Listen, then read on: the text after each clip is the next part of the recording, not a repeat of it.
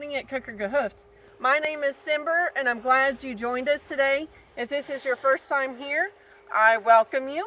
Even if you've been with us a little while, you may not realize that one of the things that sets us apart from a lot of the other homesteading channels is for the past 5 years since I've been on this property, I have been 100% drying my clothes on the clothesline.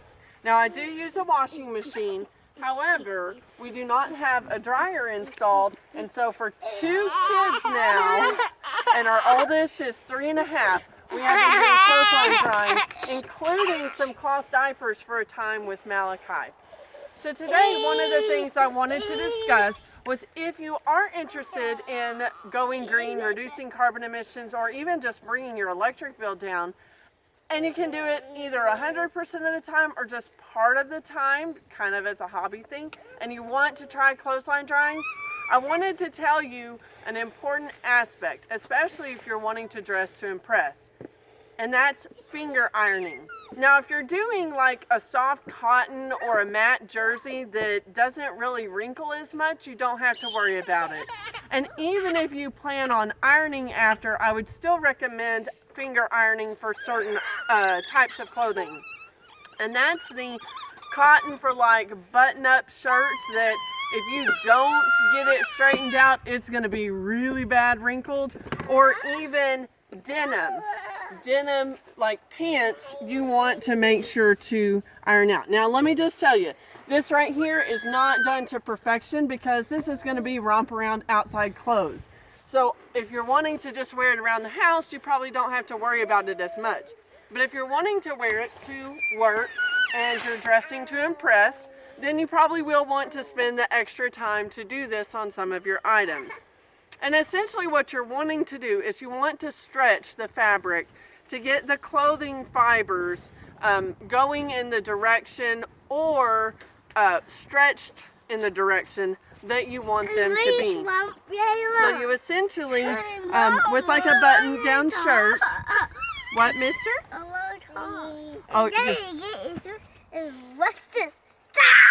Yeah, that was awfully cool. So first I usually stretch out the collar. I want to make sure to get the points pointed. Then I will stretch on one of the front panels.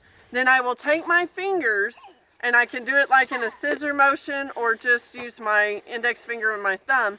And I want to straighten that out, trying to get out any creases.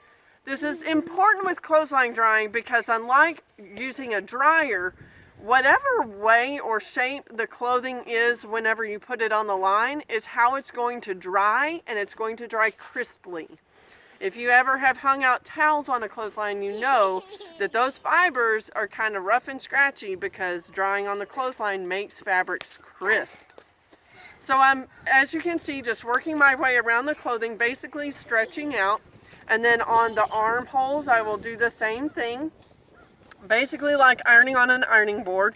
You will want to take whatever seams that you want to quote-unquote iron on and flatten them as well as the upper part of the arm, upper part of the sleeve.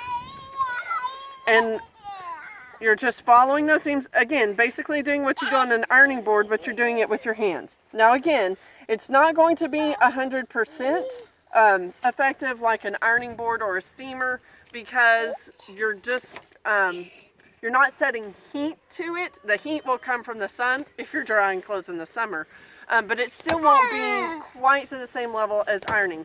So if you want it to be like top notch, you will have to iron afterwards, but it still is a good idea to do this beforehand just so you don't have as deep of wrinkles once it dries.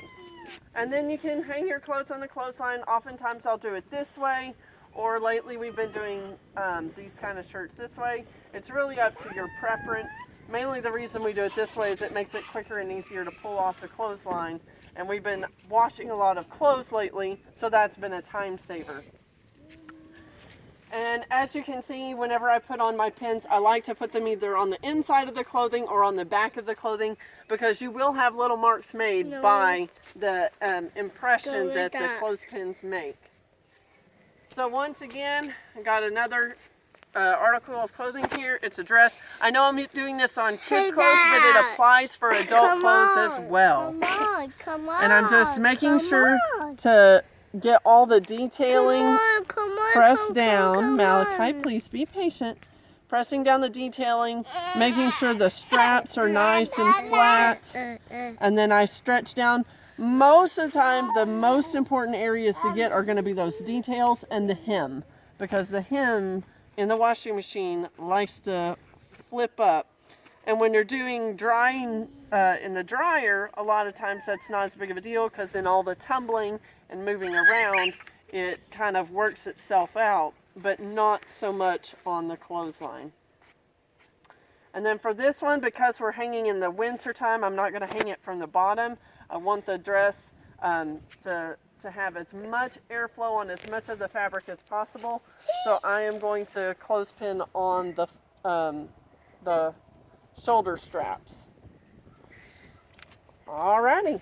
And then just to kind of finalize, you can kind of use your hands as a press to make sure everything is straight. Also on collars, after you've done all your stretching, you probably want to make sure those corners are once again pulled taut, just to ensure you've got a crisp collar. Thank you, Malachi. Well, we hope this was informative, and we just want to give a few tips and tricks because we've had some experience with clothesline drying. Y'all have a blessed day. Hope you come back to join us, and we'll see you next time.